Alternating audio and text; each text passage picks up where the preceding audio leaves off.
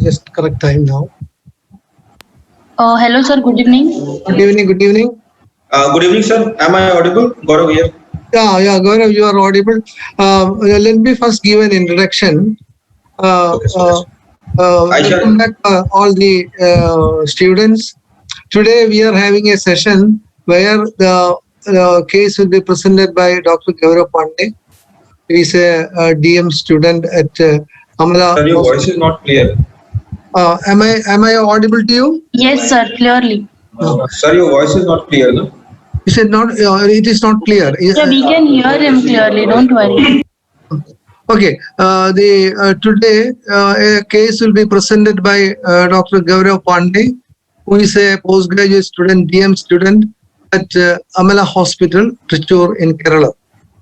The pattern of the discussion would be he will be presenting the history part first, and that will be followed by a discussion by one of the participants. I would like to have a volunteer for that, because if the person who has examined the case discusses the story, then all differential diagnosis cannot be brought up properly.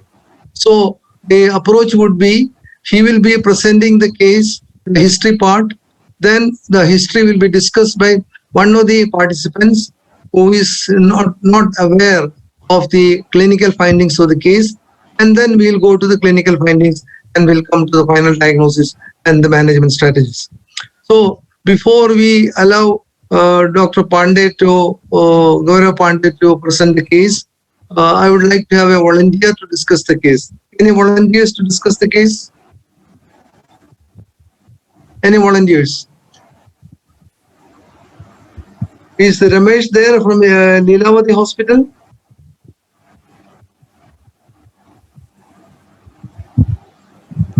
Good evening, sir. Ramesh, are you there? Yes, sir. Yes, sir. I'm there, sir. I'll discuss, sir. No problem. After hearing the story, you will discuss the story part. I will make a few comments and some learning points how the history should be taken properly. If there is any deficiencies in the history presented by Dr. Gaurav Pandey. If the history is perfect, then I would request Ramesh to discuss the case, and I will guide you also, and then we will come to a provisional diagnosis before we hear the clinical findings from Gaurav. Okay, Gaurav, welcome. You start your presentation. Good evening, sir. Am I audible, sir? Are you audible? You can. Was I audible? Could you hear me properly? Yes, sir. Yes, sir. Yes, sir. Very clear, sir. Very clear. Clear, sir. Okay, so start. Good evening, sir, and welcome to all the participants, sir. So I start my case. 65-year-old gentleman who is a resident of Palakkad district, Kerala. He's a cook by occupation, low socio-economic group. Was referred to Department of Cardiology, Amla Hospital, with chief complaints of increasing difficulty in breathing associated with fatigue for past 1 year, 2 episodes of syncope in past 9 months, and episodic exertional chest pain off and on for past 6 months.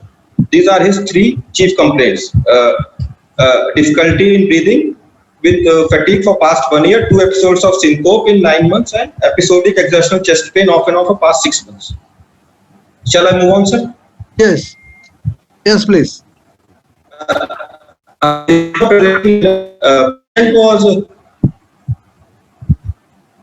Patient was apparently normal till 1 year back when he started having breathlessness on exertion. It was insidious in onset and gradual in progression.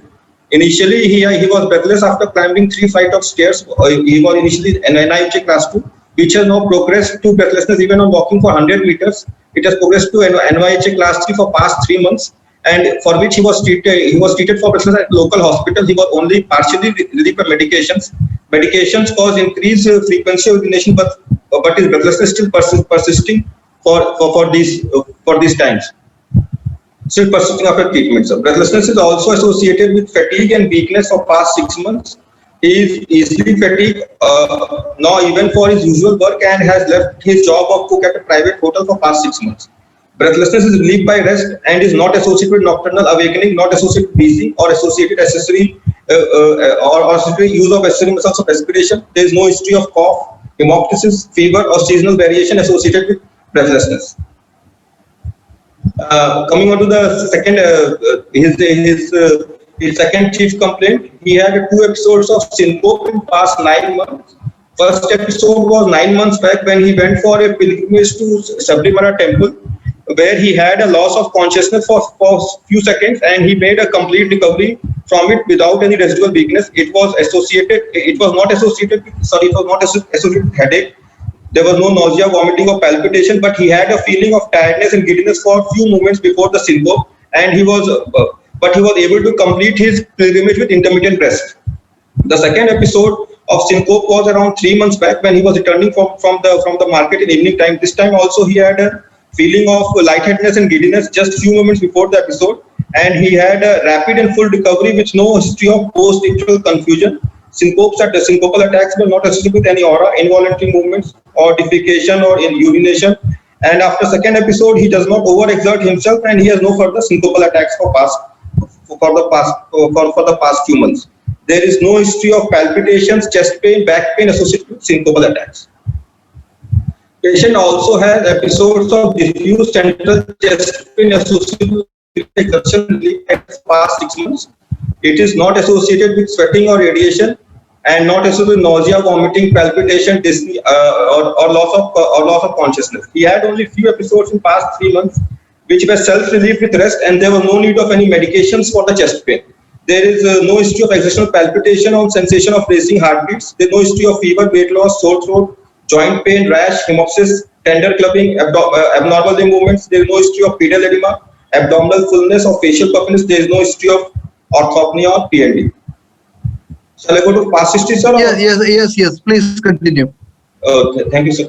Past history, sir, there is no history of hypertension, type 2 diabetes, tuberculosis, or any chronic illness. He visited a local doctor who advised him cardiology consultation for dyspnea, syncope, and excluding chest pain, and where he was told that he had a valvular problem for which he may need a surgery or valve replacement. There is no history of any previous hospitalization, and he was perfectly right 1 year back before this episode. Family history, there is no history of cardiac illness in family. There is no history of sudden cardiac death or in his family or any first degree relatives. Personal and social history, patient was apparently asymptomatic, 65 years of age, and his symptoms are only for 1 year. Married for 35 years, 2 children, all are healthy in his family. He is non-alcoholic, non-smoker, vegetarian diet. No history of any high-risk behavior for syphilis, HIV, or sexually transmitted disease. He worked as a cook in local hotel industry, low socioeconomic family. Summary and differential diagnosis, 65-year male. No need. Okay, regarding your story part, I think you have taken a reasonably good story. One or two comments. Even though you have said that there is no nocturnal symptoms, I think it's better to make a statement that there is no history of paroxysmal nocturnal dyspnea. Sir, I have made, sir, no history of orthopnea, PND, I have made, sir.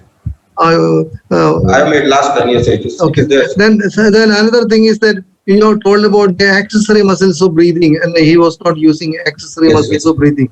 I don't think in the history you should say that. You can say you already mentioned that he has got breathlessness. I think that is the one the patient perceives. He may not be able to tell you whether he has what are the primary muscles of breathing, what is the secondary muscle of breathing. All those things patient won't be able to tell you. So better not to use such accessory muscles of breathing where he was not using accessory muscles of breathing, which you can avoid. Otherwise, I think you have given a reasonably good story. One more point you can say is that you have mentioned that the patient was given some drugs which increased his urination, indicating that he was a diuretic. But you can, as a separate heading, you can give a history of treatment history, and you can also say that the patient did not get much benefit out of the treatment. I think a reasonably good story. Now, Ramesh, can you discuss the story? When you discuss the story, I would request that the way in which you should discuss is starting from the demographics. So the demographics is a 65-year-old male. What are the possibilities? Yes, sir. As he is having elderly male with class 1 to 2 exertional dyspnea initially. No, not at all. Not at all. I'm just asking you, 65-year-old male, demographics only. What are the conditions you should start thinking? One is valvular conditions. Most common is degenerative. No, first one should not be valvular. What should be the first one? Coronary artery disease, sir. Coronary disease. I think you should always, when you come back, come down the discussion of the story, you can change your opinion. But when demographic 65-year-old male, you should always consider coronary artery disease as the first possibility. Okay, very good. What else? Yes, sir. The hypertensive heart disease. Hypertensive heart disease. Very good. Very excellent. Very good. What else? Alveolar? Valvular heart disease. Yes. Which one? Aortic stenosis. most Aortic probably. stenosis. Very good. Yes. What else? Then mitral stenosis and or regurgitation can also be possible, sir. Usually, mitral stenosis patients become symptomatic at a much younger age. Usually, they between 20 to 40, they become symptomatic much younger age. So, when you are considering demographic 60-year-old male, I think mitral stenosis will not come much lower in the list. Few other conditions. Yes, sir. What else?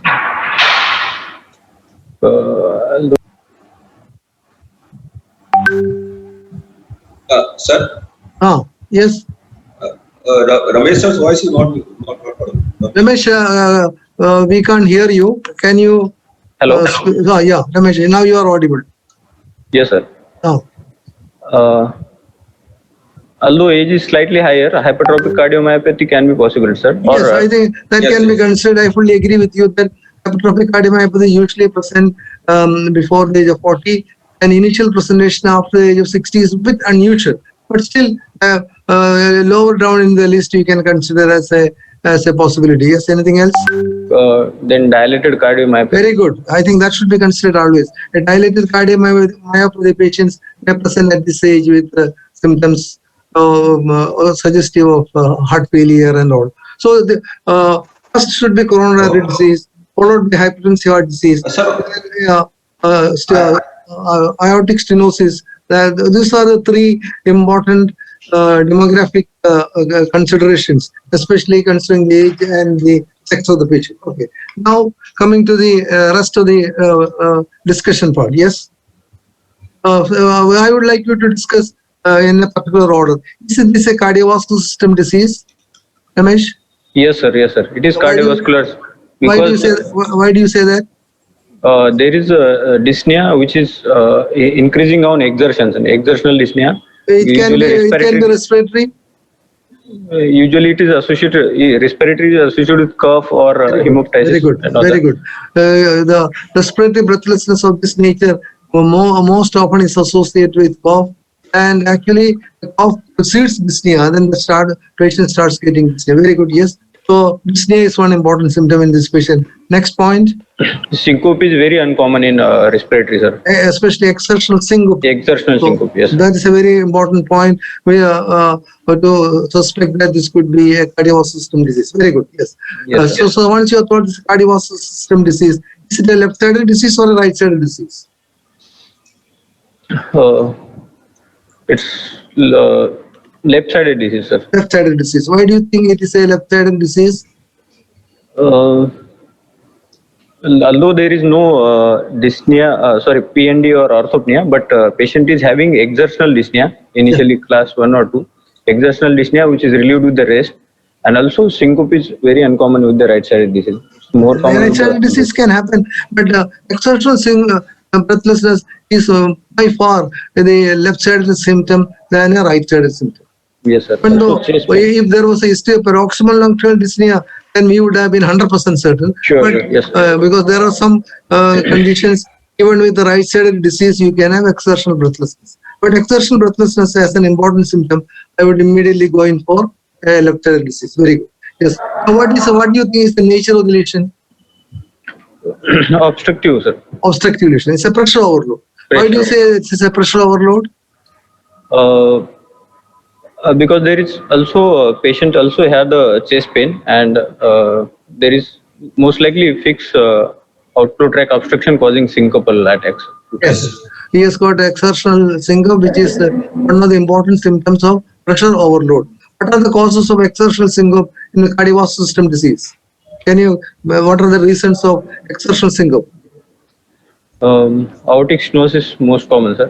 Pressure overload conditions like aortic stenosis. Yes. HOCM. HOCM, very good.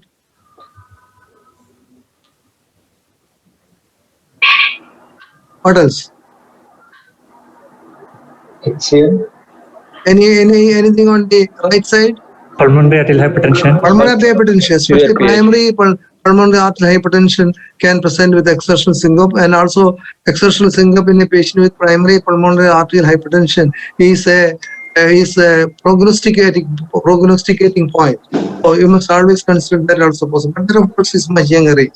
And what else? Sometimes in patients with hypertension, when they exert, if they develop acute rise in blood pressure, sometimes they can have giddiness and sometimes even syncope. And very rarely, severe pulmonary stenosis also can give rise to symptom of exertional syncope. So, in addition to pressure overload, what are the other conditions where there can be exertional syncope?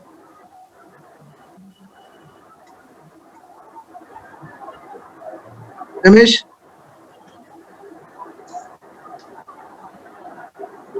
Ramesh? Fixed, Arvind? Yeah. fixed LVOT obstruction, sir. Maybe like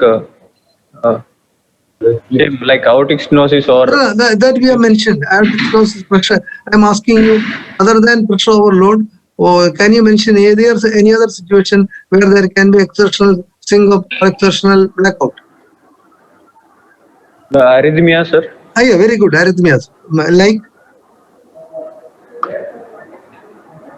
Ventricular tachycardia is most common, sir. before that, you can say complete heart Atrial block. fibrillation. Patients with yeah. complete heart block, stick sinus syndrome, Yes, sir. and then as you have mentioned, exercise-related arrhythmias, especially ventricular tachycardia or some arrhythmia or development of a high-grade AV block. All these arrhythmias also is an important reason for exertional syncope. So that also should be kept in our mind when we discuss the case. Okay, right. Yes. Once we have found that this is a pressure overload, in this patient, what do you think is what is the other important symptom this patient is having? Chest pain also he is having, sir. Exertional chest pain. Yes, exertional pain. Is it a cardiac pain according to you? It's a vague chest pain, non-radiating. But when we consider along with the other symptom, it's most likely cardiac chest pain, sir. Yeah, but any symptom which is precipitated by exertion and is Exertion, yes. relieved by rest, I think you should consider it as cardiac, especially if Cardiac. it is a chest pain. So since he has got an exertion-related chest pain, which is relieved by rest, I would definitely consider that this could be a cardiac pain. Okay. So what are the reasons of exertional chest pain? Most common is coronary artery disease, sir. Very good. Almost angina. 90% of the cases it is atherosclerotic coronary artery disease, obstructive coronary disease. What? 2? Then aortic stenosis. Aortic stenosis. Very Severe good. aortic stenosis. You can also include some other causes. Okay, right. Aortic stenosis. Very good. 3. Hypertrophic cardiomyopathy. Hypertrophic cardiomyopathy. Very good. 4. The pulmonary hypertension, severe pulmonary hypertension can happen. Sometimes severe pulmonary arterial hypertension, or sometimes even in patients with mitral stenosis with severe pulmonary arterial hypertension, these patients can have RV angina. Very good. Yes. What else? Heart failure also can, heart failure patients. No, they develop dyspnea, not effort angina. Their main symptom will be dyspnea, not effort angina. Okay. Aortic dissection. Severe. Yeah. Aortic dissection. What is More of acute. exertional angina is unlikely. They develop an acute chest Chest pain. pain. I am asking about exertional angina. Hypertensive heart disease. Hypertensive, yeah, some of the patients hypertensive heart disease can have angina symptoms. Very good, even without the obstructive coronary disease. Yes. Then microvascular angina. Okay, right. Yes. Few more conditions. Coronary AV fistula, sir. Very good. Coronary cameral fistula. Very good. Excellent. Yes. Very good. Mitral valve prolapse. Atypical chest pain. Some of the patients with mitral prolapse can have vague chest pain, sometimes precipitated by exertion, and very often it is not a classical anginal pain. Yes, what else? Coronary anomalies that you should always include. Coronary anomalies like anomalous origin of the coronary artery, especially left coronary artery from the right sinus, or sometimes the left coronary artery arising from the pulmonary artery. So anomalies of the coronary artery also may present with angina symptom, especially at a younger age. So all these put together, this patient is the bicuspid aortic valve. bicuspid aortic valve. Bicuspid aortic valve, as such, it may not give rise to angina symptom. It can give rise to angina symptoms when they develop aortic stenosis. Once they have developed aortic stenosis, they can have angina symptom. Bicuspid aortic valve by itself may not give rise to angina symptom. They can have other problems like aortopathy, aortic aneurysm, aortic dissection. All those problems can be there. But anginal pain is not a symptom of just the bicuspid aortic valve.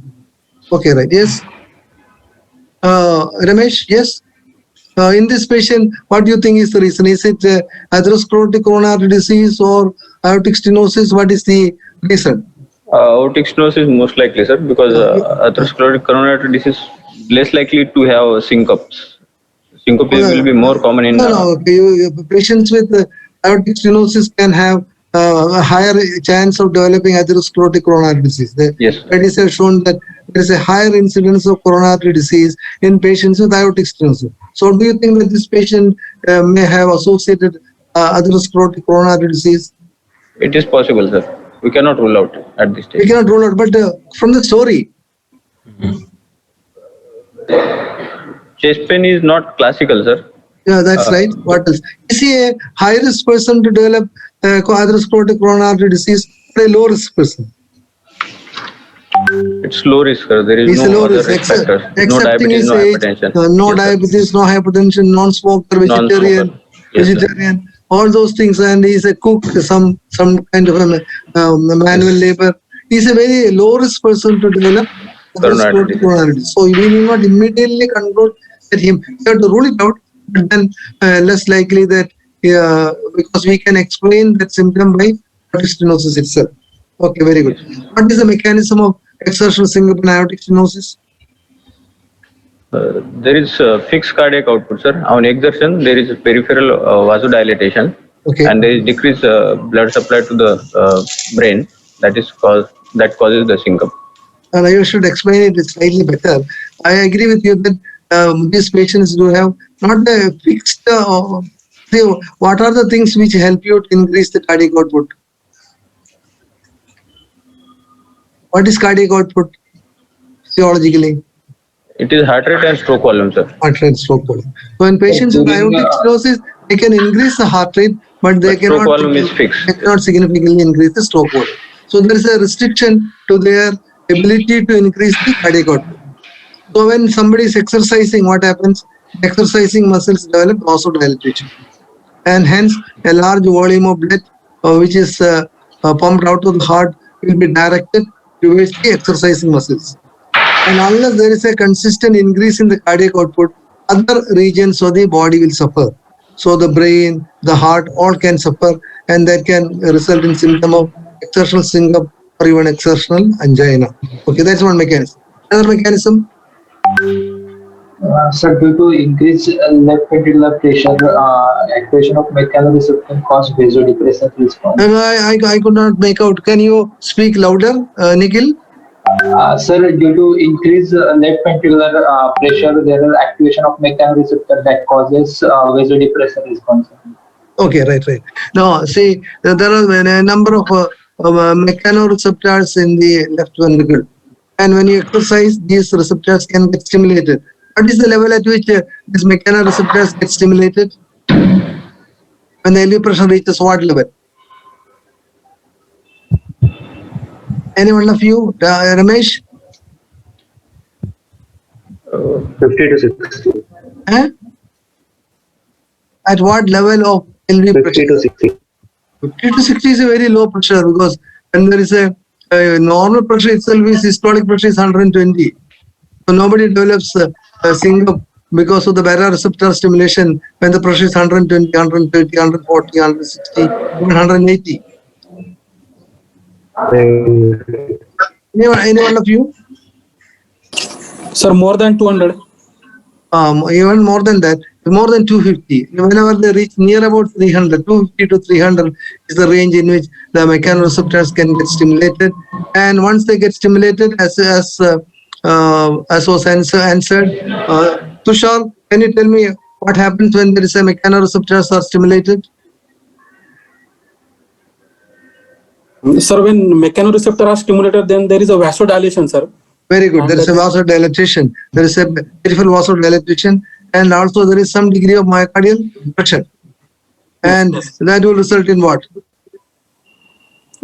Sir, because of the vasodilation, there is a decrease in the afterload. Yeah, very good.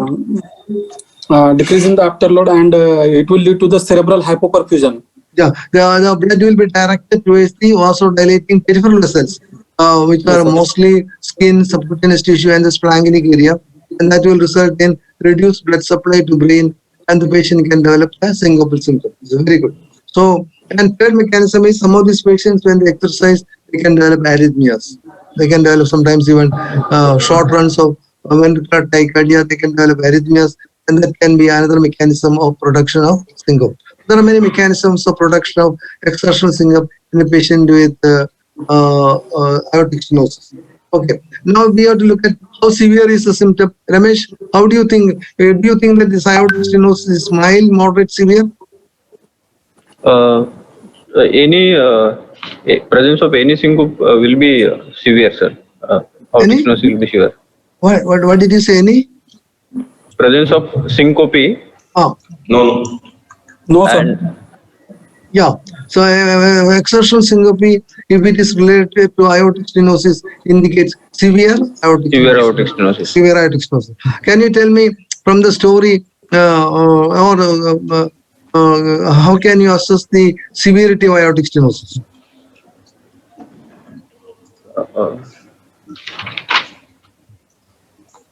One is presence of syncope, sir. Very good. There is 2 episodes of syncope on exertion. Yeah, that's right.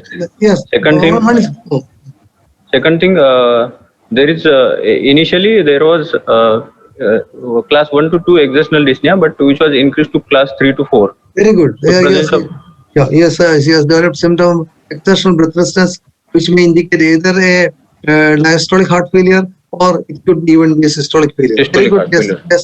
3. And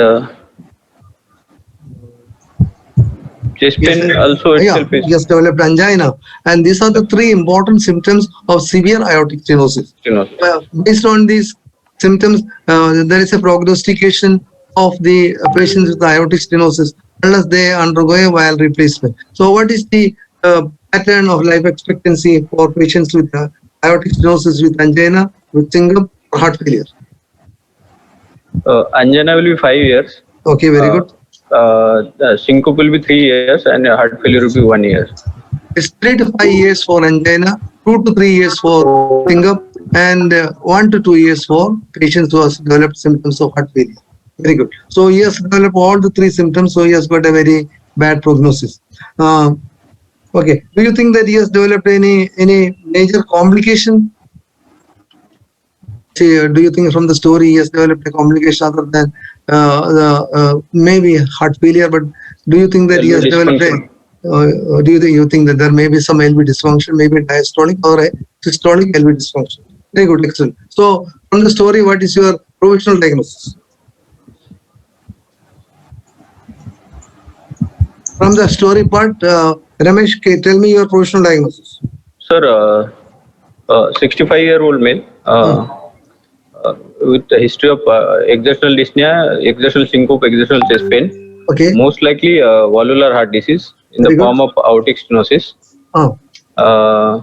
Severe aortic stenosis. Severe Severe aortic stenosis. aortic stenosis. Yes. But I will like to keep the differential diagnosis of atherosclerotic coronary artery disease also. Well, lower in the list because, Yes. but I fully agree with you. That should also be kept in mind. Yes. Do you think that you would like to keep hypertrophic cardiomyopathy also? Less likely, sir. Just likely Because the because age of the patient is 65 years. And Very good, very good. So the first 2 there will be our diagnosis, but we'll keep during examination we would like to rule out hypertrophic cardiomyopathy also because sometimes patients may present at a later age. So you should not be stumped. You should always be ready to accept the diagnosis if you get the clinical findings. So Yes, we'll keep our mind open, but the most likely diagnosis aortic stenosis. What is the etiology of aortic stenosis?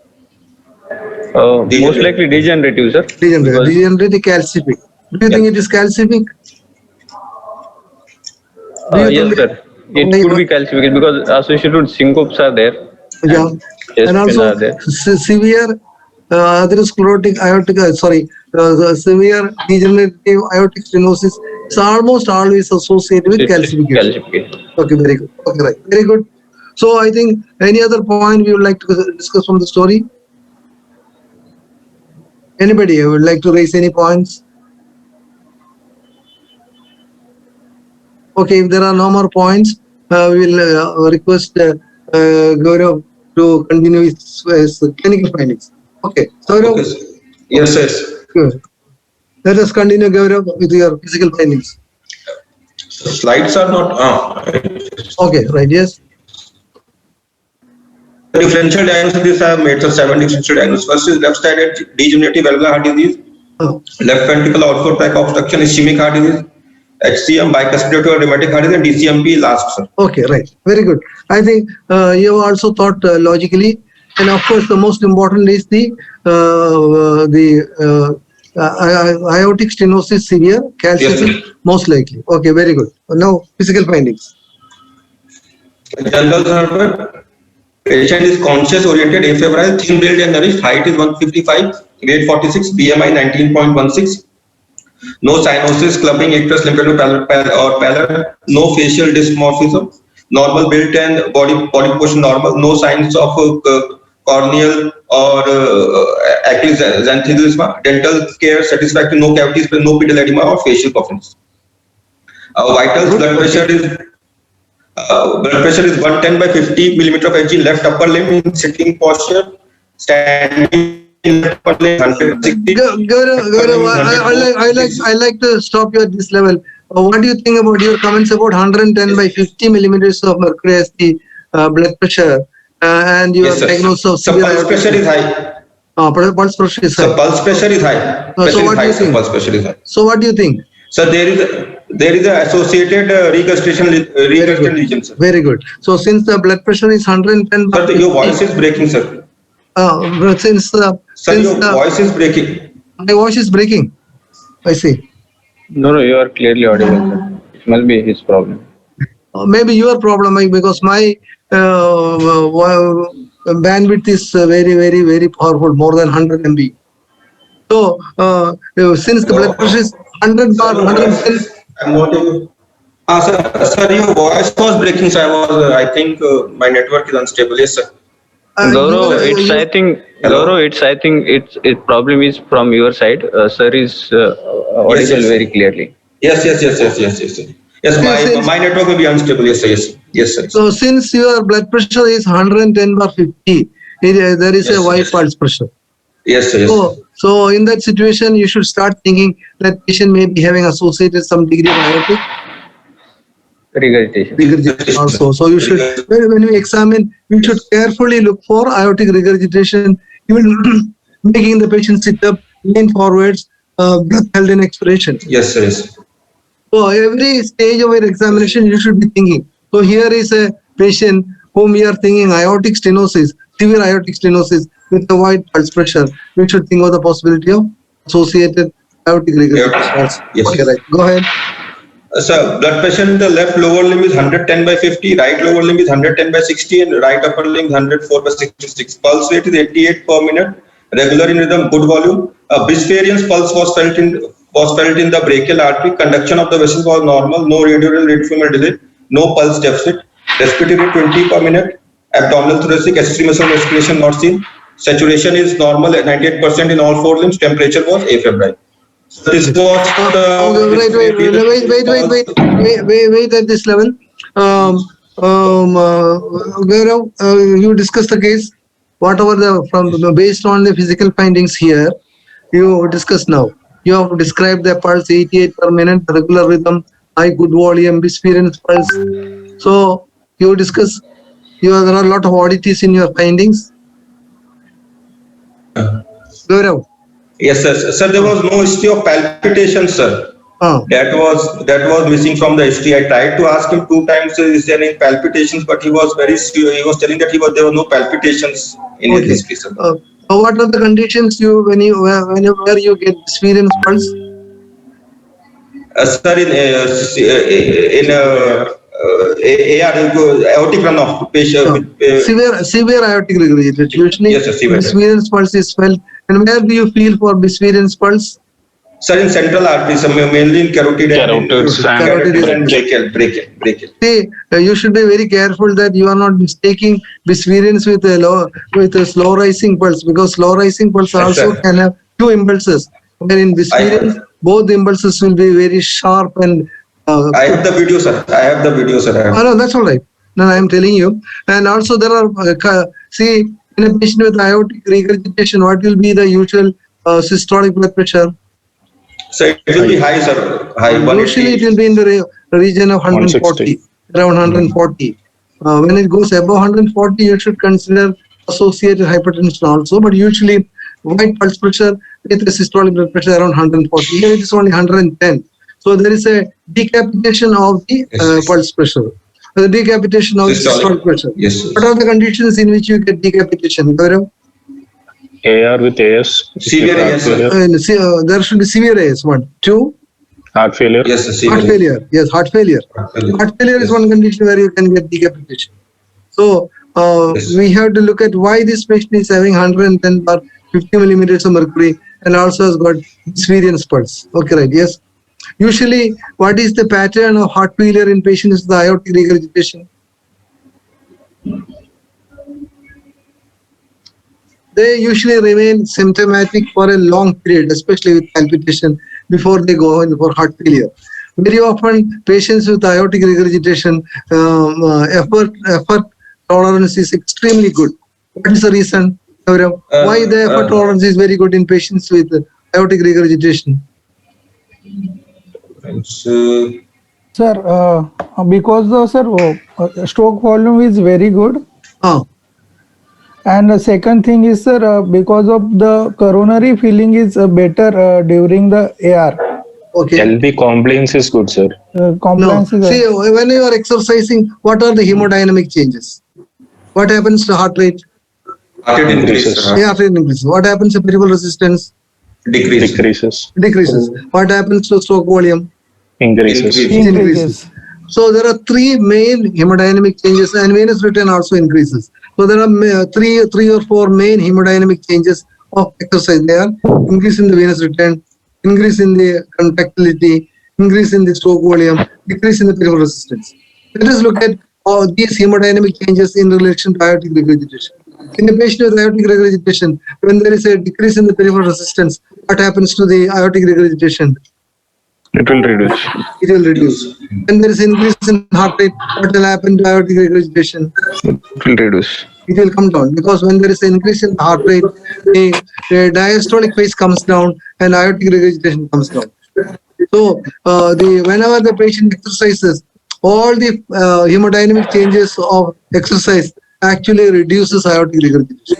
So patients with aortic regurgitation tolerate exercise very well for a long period before they really become significantly symptomatic. Yes, sir. This gentleman has got only symptoms for the past 6 months or so, and that is a very odd story for severe aortic regurgitation.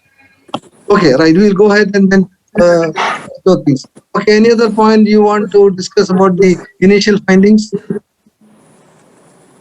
Okay, right. Gaurav, continue. Yes, sir. Continue. Slides are stuck up, sir. I'm just trying. Beg your pardon? Slides are stuck up, sir. I'm just trying to move forward. Oh, you are stuck. Slides are stuck. Yes. Sir, good Yes, evening. yes, sir. So the video is playing, sir. Yeah.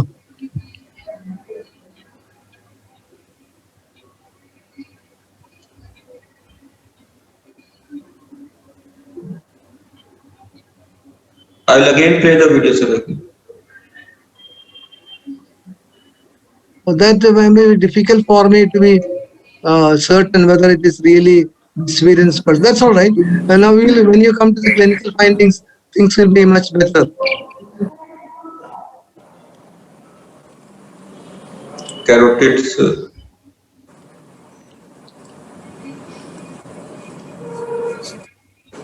That what you are showing, is it carotid or is it a vein? Sir, just behind it, pulsation is there, sir.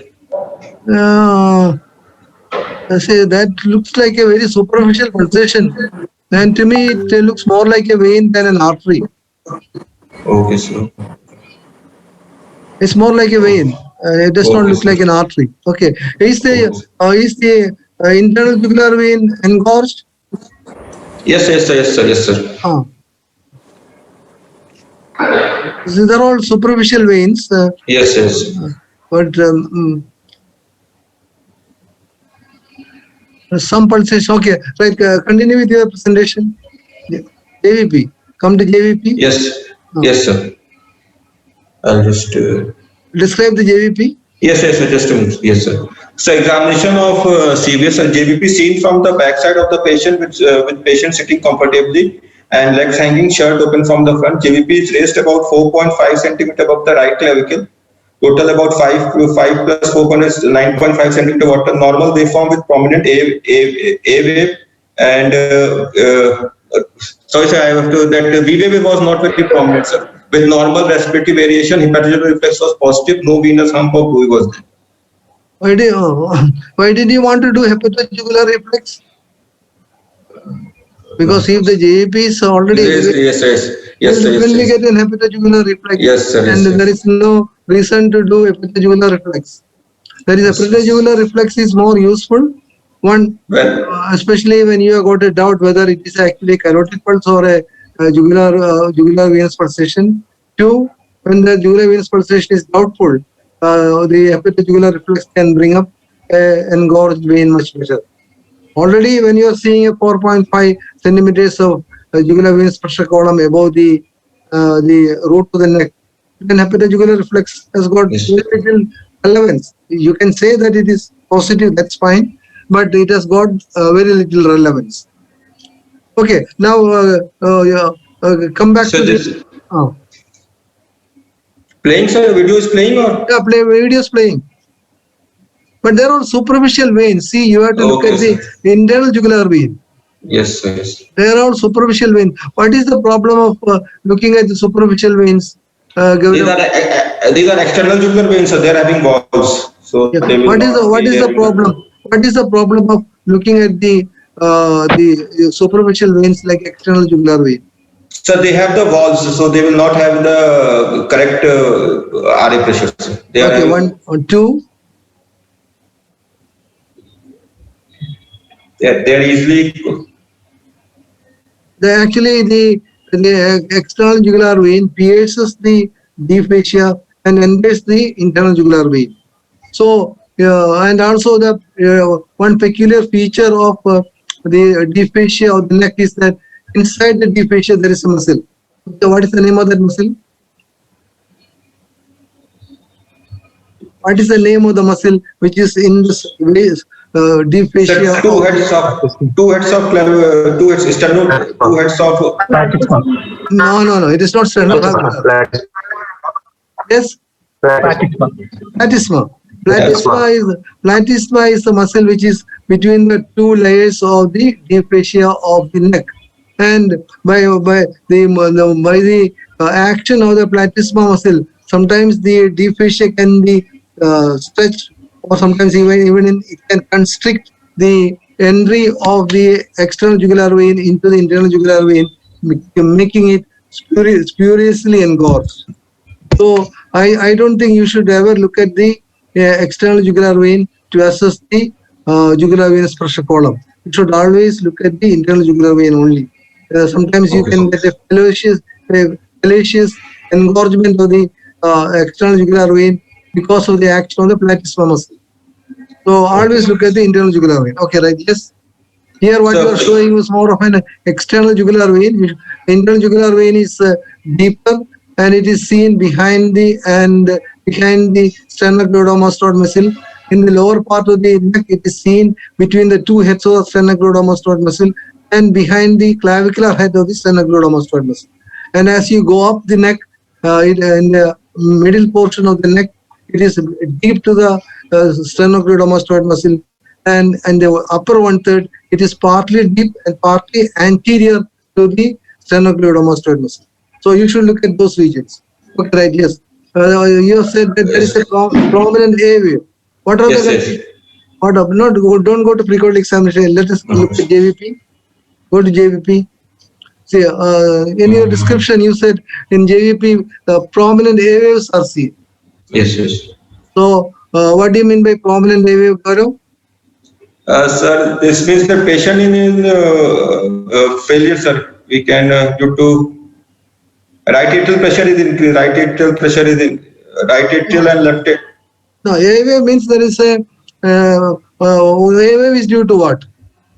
Sir, it is due to atrial contraction. Atrial Atrial contraction. contraction. And what are the conditions in which A wave can become prominent?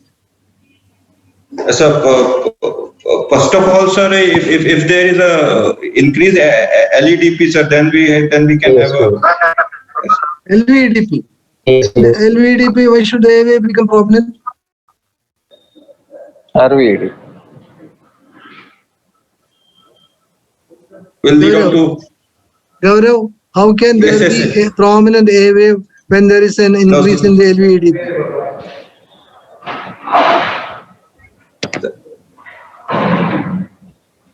The right atrial contraction A wave is related to RV and diastolic. RP. Yes, RP. So whenever there is an increase in the RV and diastolic pressure, the A wave can become prominent. Conditions, mention 2-3 conditions. The right heart failure, sir. Pulmonary hypertension, pulmonary stenosis. Pulmonary hypertension, Right heart failure. right heart failure, you cannot get the prominent A wave. You can get JVP may be elevated.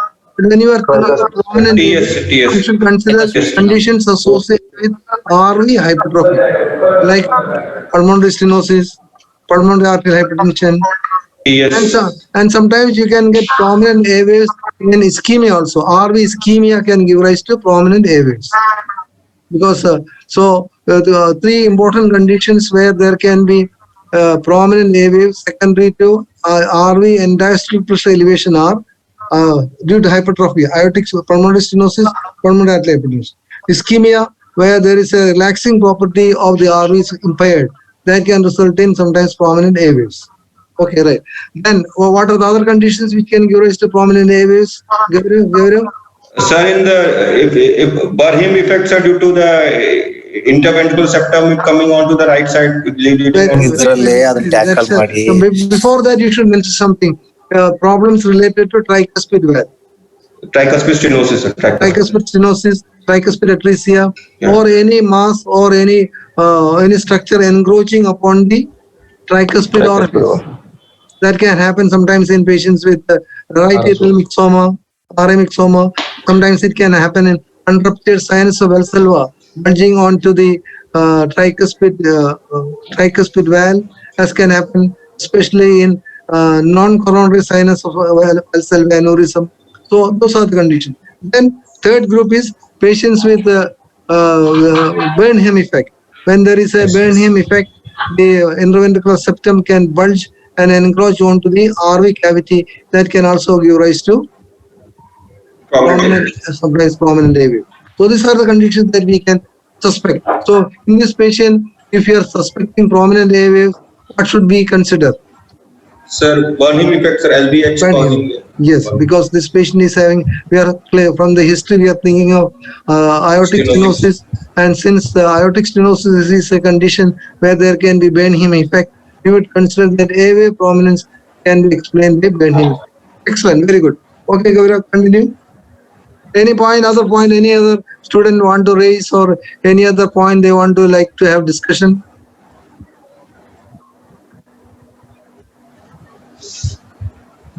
Okay, right, go ahead. Oh, yeah. Precordial examinations. Inspection, chest wall is symmetrical, thin and non-hairy. There is no deformity, no scar marks, no sinuses. Tracheal position midline. Chest wall thin, apex pit to be seen in the left 6th intercostal space, about 1 centimeter lateral to the midcapital line with lateral retractions. It is heaving type apex. Localized pulsation seen in the right 2nd intercostal right second intercostal to sternal border, it could be pulsating few moments after it could be seen pulsating few minutes after the apex beat. Epigastric pulsations are also seen as the patient having thin chest wall. So this is the right.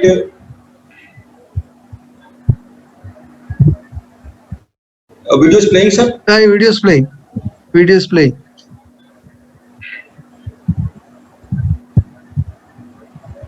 There are prominent pulsations in the second right intercostal space, close to the sternum. Yes, yes. And sir, apex is also seen, sir. Oh, yeah, apex can be seen. Very good. Yes, yes. It's well seen. I agree with you. It's well seen. Okay. So on the palpatory findings, let us interpret it. So, yes. Video, sir. Shall I go forward? No. Before that, you should discuss the yes, sir, palpatory findings. Yes, sir. Inspectory findings are. Shall I continue, sir? Yeah, we will take inspection and palpation together. Palpation, yes. Yes, sir. Inspectory findings are confirmed. Apex beat in the left 6 intercostal space, half inch outside the midclavicular line. LV type, well sustained, more than 2/3 of systole. Apex is heaving with lateral retractions. Palpable systolic chill is also present in the over the right second intercostal space and covering over the cavities. There is no parasternal heave. Palpable S4 is also felt near the apex when the patient was examined in left lateral decubitus position, sir. Okay, right. Okay, now you interpret your physical findings. Sir, the apex is down and out, sir. So there is a pressure and volume overload, sir. Okay, okay. Since the patient is having a cardiomegaly, you have to think about the possibility of volume overload also. Okay, right here. And sir, LV types are well sustained, more than 2/3 of systole, sir. Yeah, this also is going for volume overload and pressure overload condition. And okay. Systolic thrill is also. Sometimes patients without pressure overload can have a cardiomegaly with heaving apex beat. What is the explanation? Concentric. Where patients with volume overload only can have cardiomegaly with heaving apex beat. This is the explanation. LV apical aneurysm, sir. Not aneurysm. There is no aneurysm. Volume overload. For example, a patient with mitral regurgitation, there is having a cardiac enlargement and a heaving apex beat. What does that mean to you? LV dysfunction. LV dysfunction. Severe. It usually indicates severe LV dysfunction. Okay. What is your explanation, Rahul? You said about the LV dysfunction. How there can be a heaving apex beat in a patient with volume overload with LV dysfunction? What is the mechanism? There is increase in the pre-ejection time, sir. Yeah, there is an increase in the pre-ejection time because of the LV dysfunction. It takes more time for the LV to generate adequate pressure, and so the pre-ejection time is increased, and that will result in a heaving apex. So there is a possibility that a volume overload patient can have an heaving apex beat if there is associated LV dysfunction. But in this patient, we would think more likely to be an obstructive lesion, aortic stenosis with a volume overload like aortic regurgitation. Why do we think that way? So down and out apex, sir. Down and out. Okay, that indicates that there is a LV enlargement. Okay, what else? Why in this patient from the palpation, what are the points for us to suspect that the patient may be having aortic stenosis? First palpable S4. Rill is present. Yeah, palpable S4 and yes, palpable S4. Before that, when you are asked a question, you should always tell the most important point. The most important point, he has got a systolic thrill. He has got a systolic thrill felt in the base of the heart. That is a very strong point for you to suspect that this patient is having aortic stenosis. On top of that, you can say additional points that he has got a heaving apex beat and a palpable S4. Those are all points, additional points for you to suspect aortic stenosis. Severe aortic stenosis. Because if there is no systolic thrill, S4 may be due to something else. So since there is systolic thrill, that is the thing make you suspect that most likely this patient is having severe aortic stenosis. Okay, so we have to consider a possibility of a significant aortic regurgitation also in this patient. Okay, go ahead. Yes, go ahead.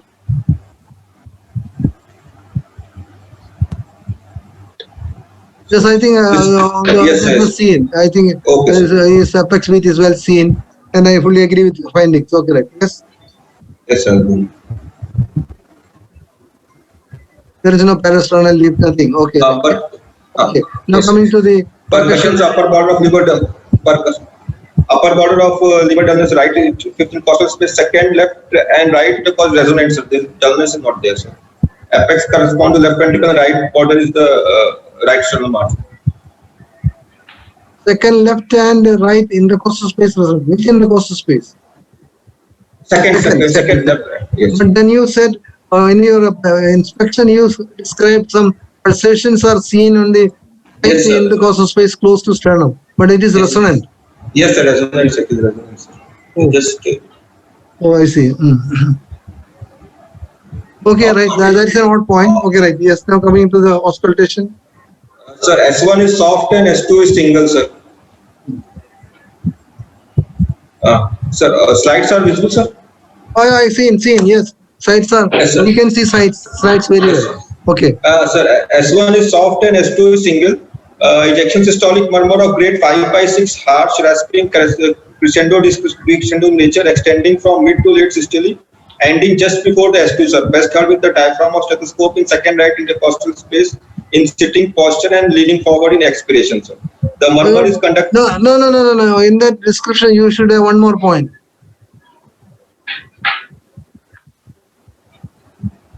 Any one of you? In that description. Yeah, Leaning yes. forward position, sir. That he has described. The late What peaking is- of the Yeah, peaking. When the Late murmur- systolic ending. Late systolic ending. Okay, sir. No, but you should say use the word late systole ending. No, that's not enough. You should describe the peaking. Where does it really peak? Okay, sir. The peaking will tell you whether it is a severe aortic stenosis or a because here is a problem. And if the patient is having severe aortic regurgitation, systolic murmur may be due to That's functional murmur, sir. Functional murmur. functional murmur, and even people have described systolic thrill and grade 5/6 murmur without aortic stenosis in patients with Yes. aortic regurgitation. Yes, So it's yes. extremely important for you to make a statement whether it is a late peaking murmur or an early peaking murmur. So that's extremely important. That will immediately tell the examiner that you are clear about the hemodynamics. So is this patient having late peaking or The an early murmur is peaking? conducted both through the carotids and apex, and murmur increased with squatting and passive leg raising, and decreased with standing and hand grips. But let me think.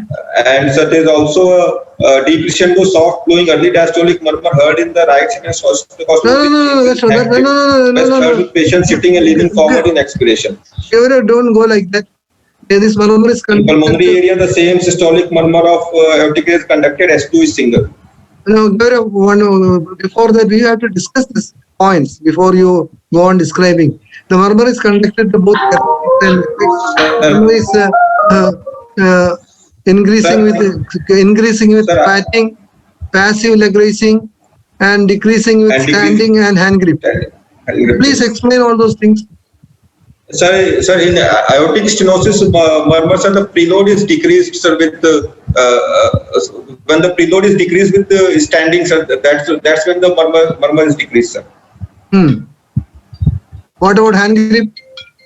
Hand grip, sir, the aortic wall will decrease, sir. That is why the murmur will decrease, sir, with hand grip. The pressure difference across the aortic wall will decrease. So you have described that in with the murmur is increasing with scratching and passive leg raising. So there is increased preload, sir. Increased preload will cause the increase in murmur, sir. Increase in the preload. So see when there is a sudden increase in the preload, which murmur increases first? Right side murmurs or left side murmurs? First the right side, sir. Right side. That sense. You show. So if you want to make it a perfect description, you should say that the murmur is increasing 6 to 8 beats after scratching or passive leg raising. Because if it is increasing within 2 to 3 beats, it is most likely a left-sided problem, right-sided problem. Yes. And if it is increasing only after 6 to 8 beats, it's most likely a left-sided problem. So if you are doing that, you should make it very clear that the murmur is increasing on squatting and passive leg raising after about 6 to 8 beats. All right? Okay, right, yes. Okay, yeah, yes. And a deep crescendo soft flowing early diastolic murmur heard in the second right intercostal space, which increased with hand grip, best heard with patient sitting and leaning forward in expiration, sir. Diastolic murmur is also there, sir. Okay. And in pulmonary area, same systolic murmur of aortic area is conducted and S2 is single. Okay, right, yes. What about the Yes, sir. any mitral murmur? I'm coming, sir. And early diastolic murmur, high pitched blowing murmur, best heard in the third left external border in the new aortic area with patient sitting position and leaning forward in expiration with diaphragm to increase with squatting and hand grip. And at apex also some conducted systolic murmur for aortic areas present with the mid diastolic low pitched rumbling murmur, best heard in expiration with patient leaning forward with belostos increase with hand grip, sir. S4 is heard at apex when patient in left lateral position. And sir, apical delay is also present, sir. Okay, right, yes. So please discuss all these murmurs and then we'll go further. Okay. We will get back to the first murmur. Yes. Yeah. First sounds. S1 is soft, S2 is single. Explanation. Sir, due to severe AS, sir, we are not able to pick out the splitting, sir. Due to severe AS, sir, we are not able to pick out the splitting. Severe AS. No, what are the mechanisms of S2 being single? You describe the mechanisms and then you tell what is happening in this patient. What are the mechanisms of S2 being single?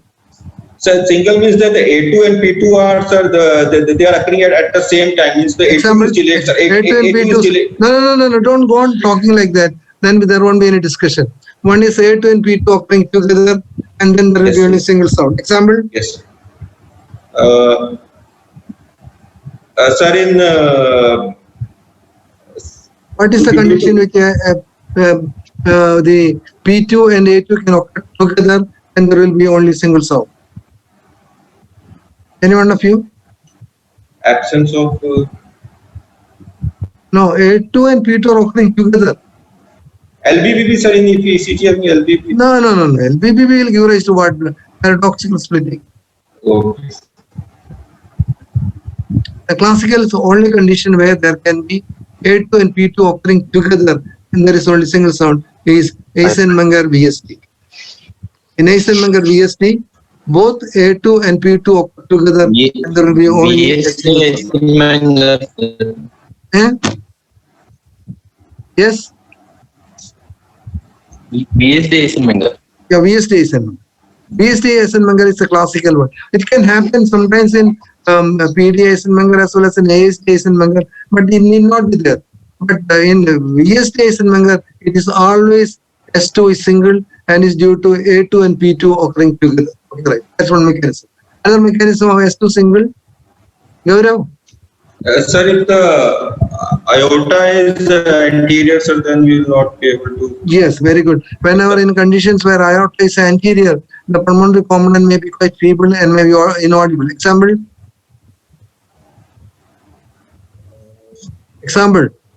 TGA.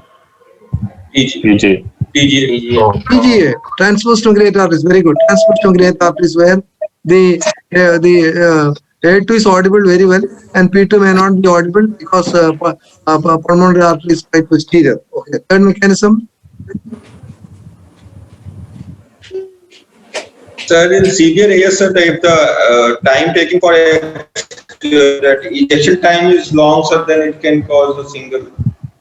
Yes, if there is a long murmur, as can occur in patients with aortic stenosis, where the murmur may be actually submerging the pulmonary component, and what you are hearing is only aortic component. You are hearing only aortic component, where the murmur is actually the pulmonary component of the second sound is subdued by the long murmur. Very good, yes. Fourth mechanism. This can happen in a pulmonary stenosis also. In severe pulmonary stenosis, sometimes the murmur can actually subdue the aortic component. Right, yes. But another mechanism. One of the sounds is not present, or maybe so feeble that it is inaudible. As can occur in calcific aortic stenosis, only pulmonary component is audible. Or sometimes in patients with absent pulmonary valve, you can hear only the aortic sound. Aortic sound. So one component is not audible, not heard.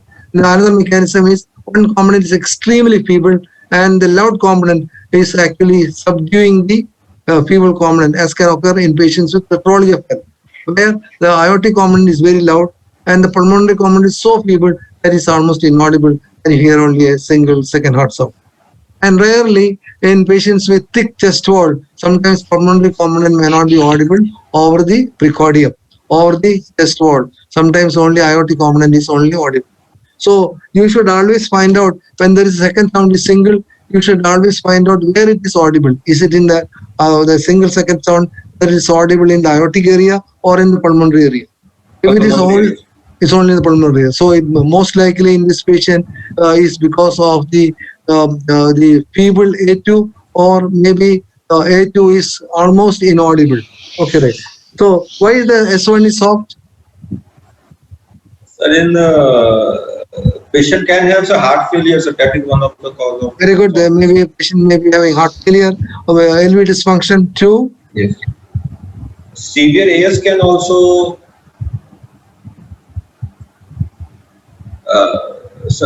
that mitral valve is closing early, sir. So Okay. In patients with aortic regurgitation, yes, sir. the mitral valve is partially closed and they can have a feeble S1. Very good. Third mechanism. Calcified. Yeah, patients with calcified aortic valve sometimes can have first degree heart block and they can have an S1 soft. Yes, yes. So in this patient, S1 soft may be due to multiple reasons. One, because of the voice is dysfunction. breaking, sir. Two, I don't think my voice is breaking. Maybe there's something wrong with your internet connection. Yes, my internet connection is somewhat loose. Yes. Am I audible Yes, to other students? Yes, yes, no audible. No, yes, yes. My only is a problem from my side, sir. Yes, yes. Okay. So S1 soft in this patient may be due to one of the multiple reasons. One, maybe due to LV dysfunction. Two, maybe due to first degree heart block. Or three, it may be because of the aortic regurgitation, keeping the anterior mitral leaflet partially closed, and hence S1 is soft. Okay, right. Very good. So the patient is having ejection systolic murmur. What is the reason? So murmur starts with the ejection, sir. Okay. No, your interpretation of the murmur. What is the why the murmur? What is the reason of this murmur? Is it a flow murmur? Because ejection systolic murmur can be due to 6 mechanisms. What are the mechanisms of ejection systolic murmur? Hemodynamically, ejection systolic murmur can be due to 6 mechanisms. Ejection systolic murmur is the commonest murmur that you are going to hear. And it has got 6 mechanisms. And when you are hearing an ejection systolic murmur, you should tell what is the mechanism in this particular patient. So what are the mechanisms of ejection systolic murmur protection? Anyone of you? Yes? Gaurav, try. Yes. So just after the mechanisms are, I will describe to you. One, increased normal flow across the stenosed valve. When there is a normal flow across the stenosed valve, it will give rise to an ejection systolic murmur. Example, aortic stenosis, pulmonary stenosis. Two, increased flow across a normal valve. Example? yes, functional AS murmur in severe AR, sir. Severe AR, or maybe in patients with ASD, they can have murmur across the pulmonary valve. 3, normal valve, normal flow, structurally abnormal valve. Example? Bicuspid aortic valve. Very good. Bicuspid aortic valve patients, even without aortic stenosis, they can have ejection systolic murmur. 5, structurally normal valve, not structurally normal, a normal valve, but sclerosed valve, aortic sclerosis. Patients can have ejection systolic murmur. Okay, right. Another mechanism, rapid ejection. Patients with vasodilation can have a quick ejection during the early part of the systole. As can happen in patients with anemia, pyrotoxicosis. They will have peripheral vasodilation, hyperdynamic circulatory states. The lot of ejection take place in the early part of the systole that can give rise to an early systolic, mid-systolic murmur. Early ejection systolic murmur. Early peaking. And finally, the aortic valve or the pulmonary valve opening to a dilated chamber. Example, in patients with aortic aneurysm or patients with pulmonary arterial hypertension where the pulmonary artery is dilated, they can have ejection systolic murmur. So there are 7 mechanisms of production of ejection systolic murmur. And out of these, in this patient, what is the mechanism? Gaurav. Sir, the normal flow across stenotic wall, sir. Very good. You think it's a normal flow across the, why do you think so? I'm saying this is due to increased flow across the normal valve. Why are you saying it is the normal flow across the stenosed valve? So from the history of the patient, sir, history. No, from the finding, your auscultatory findings. Systolic thrill.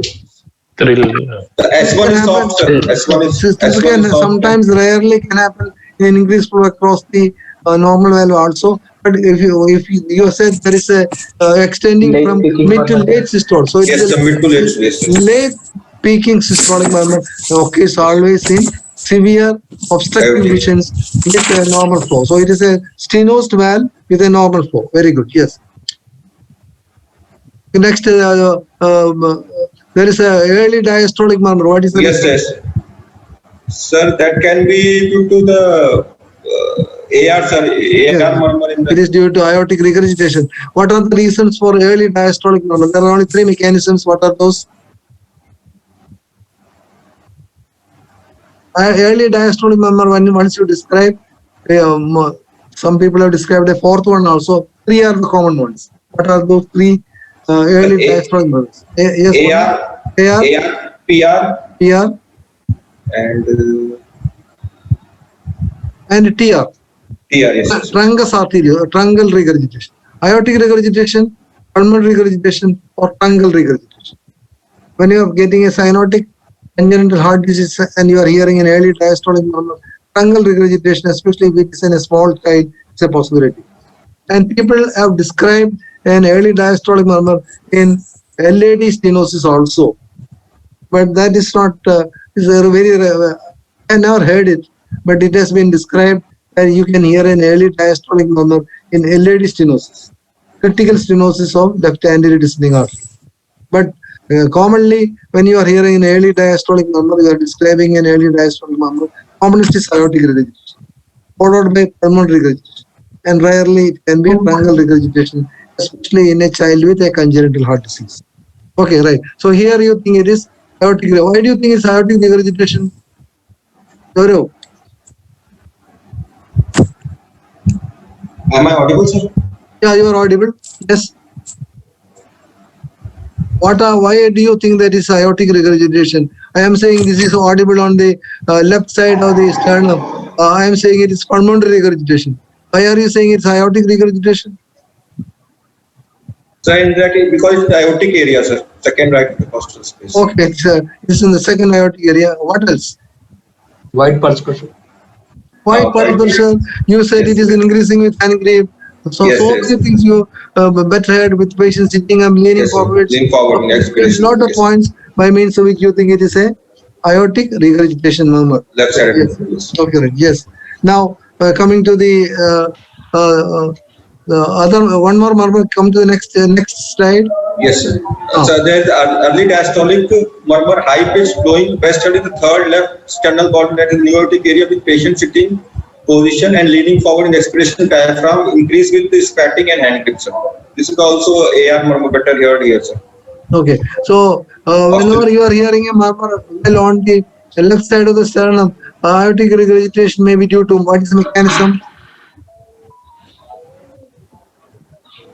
Aortic regurgitation can be due to 2 mechanisms. One due to valvular pathology, or it may be due to vascular pathology.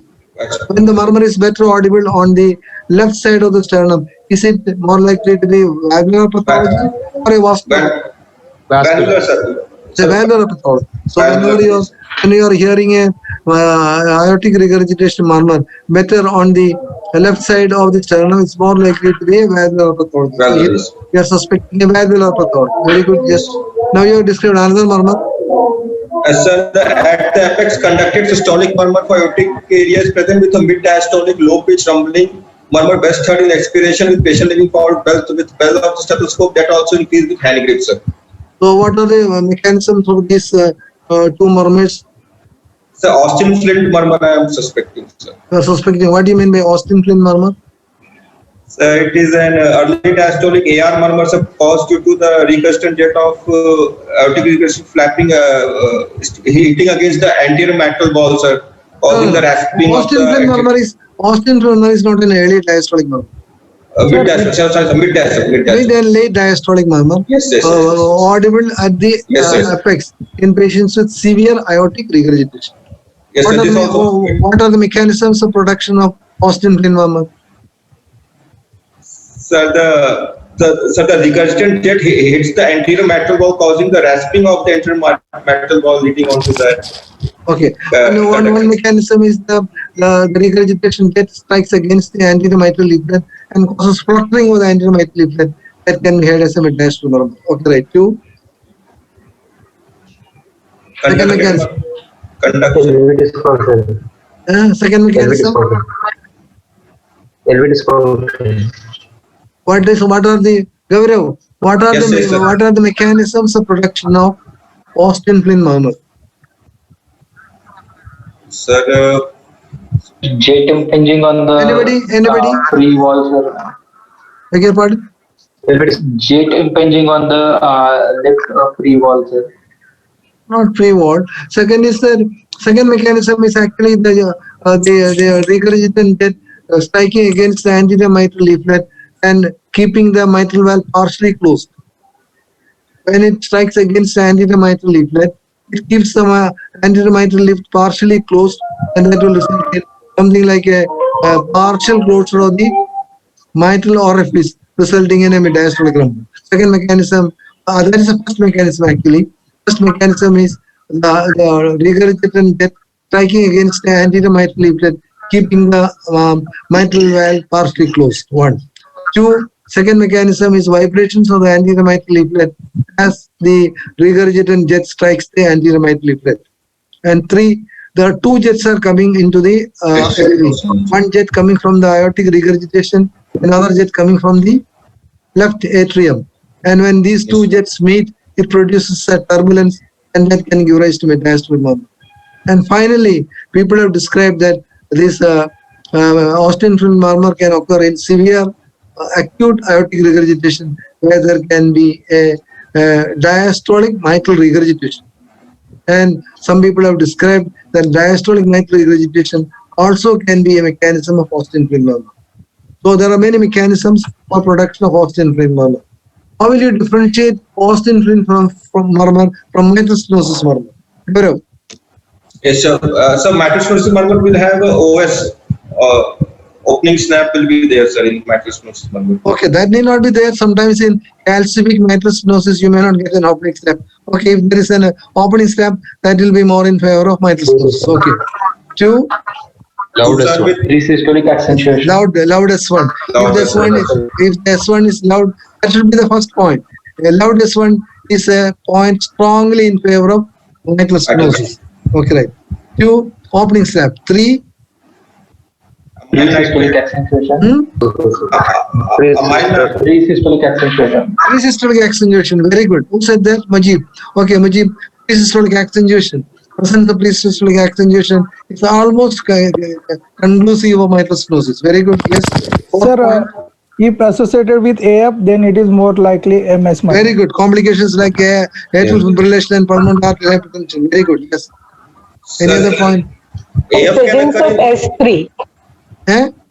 Presence of S3 suggests Austin Flint, sir. Yeah, if there is an S3, that will be more in favor of Austin Flint murmur. What did you say? Somebody was asking a doubt.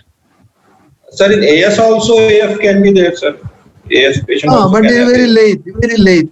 I agree with you that atrial fibrillation is more of a disease of the mitral valve than of the aortic valve.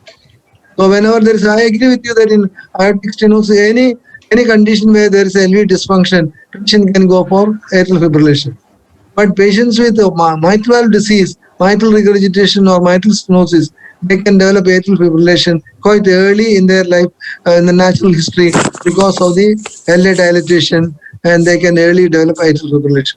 So I fully agree with the person who answered that atrial fibrillation is a point more in favor of mitral stenosis than Austin Flynn normal. Very good. So there are 5 points.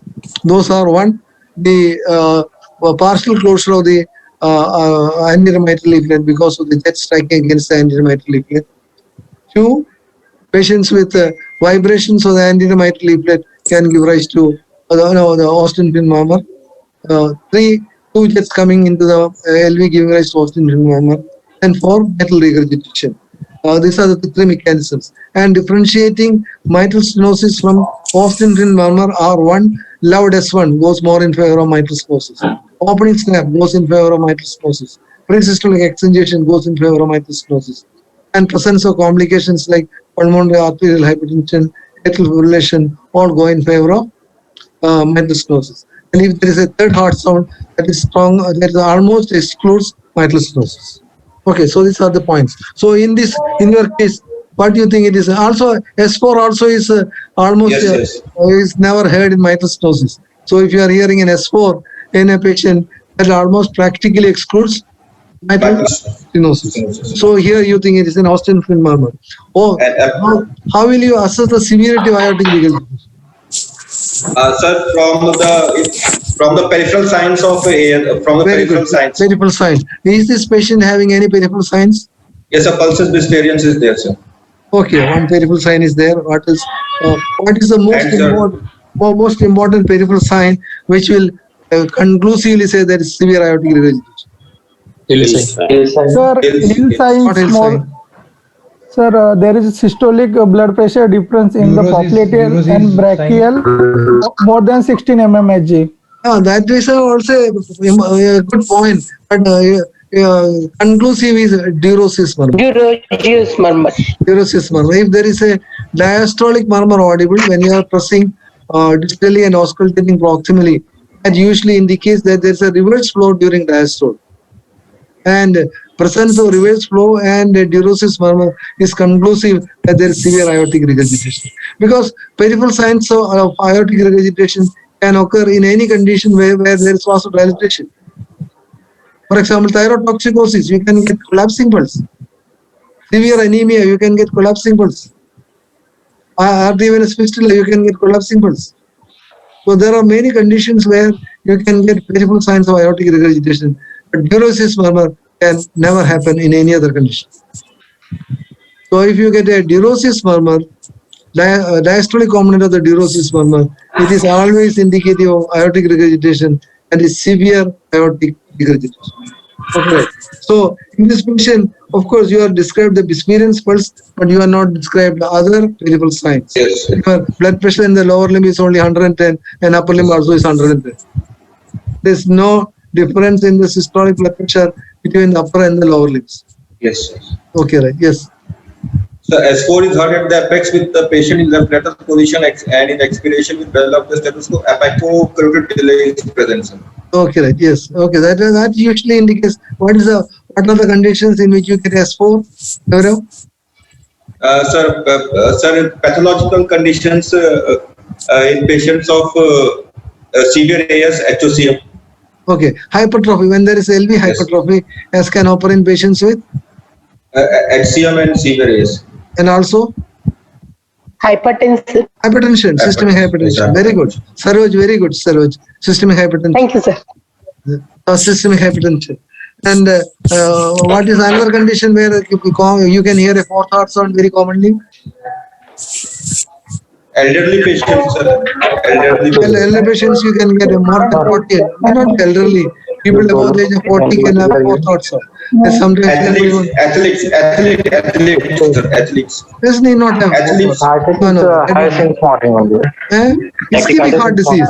Ischemic heart disease is the commonest cause for fourth heart sound. So you should never forget ischemic heart disease. So fourth heart sound can occur in aortic stenosis, hypertrophic cardiomyopathy, systemic hypertension, ischemic heart disease, and occasionally patients above the age of 40, you can hear a fourth heart sound. That is not usually loud and not palpable. So palpable fourth heart sound is always pathological. Yes, yes. Yes. Okay, right. Yes. So you have described a lot of the findings. Finally, we have to come to a diagnosis, and you must tell me what is the basis of your diagnosis. Yes, other system examination, respiratory system, bilateral normal vascular pressure sound with occasional basal clefts are present, sir. Okay. Abdominal soft, no abdominal, no fluid, free fluid, CNS, no focal neural deficit. Okay, fine. Okay. I don't know. I really don't know because you were planned for today and you then do this. Nikhil, unmute yourself. Nikhil, Okay. Nikhil, unmute karo. Nikhil, can you mute yourself because a lot of noise are coming. Okay, right. Yes. Sir, summary of symptoms and findings, sir. 65-year male with symptoms of angina, dyspnea for 1 year, positive findings, low BP with good volume, experienced pulse, increased JVP, heaving apex, right intercostal pulsation, palpable S4, systolic thrill in carotids, grade 5/6, ejection systolic murmur in aortic area with late peaking, single S2, ejection diastolic murmur in early diastolic murmur in new aortic area, and mid diastolic murmur in apex and S4, sir. No signs of infective endocarditis, sir. Chest X-ray and No, you come to the diagnosis. You tell me the yes, diagnosis. sir. So diagnosis I put last slide, sir. Last slide is diagnosis. No. You have to make a provisional diagnosis, then we'll go for ECG and X-ray, and then we'll come to a we'll do the echo, and then we'll come to final diagnosis. Provisional diagnosis. Okay. So it is left-sided degenerative valvular heart disease, severe AS. Sir, Yes, I am hearing severe AS. Yes. You need not go for left side and not. You can say yes. Degenerative calcific aortic valve disease. Yes, sir. According to severe aortic stenosis. Yes. Severe AR also, sir. Severe AR. Oh, okay. Yes. And sir, patient in heart failure. Sir, patient in the heart failure has JVP, raised palatal crepes, and he was on diuretics. No, you didn't describe any bilateral crepes, but JVP or your JVP, I'm not certain. Maybe AVLs are prominent. But here, okay.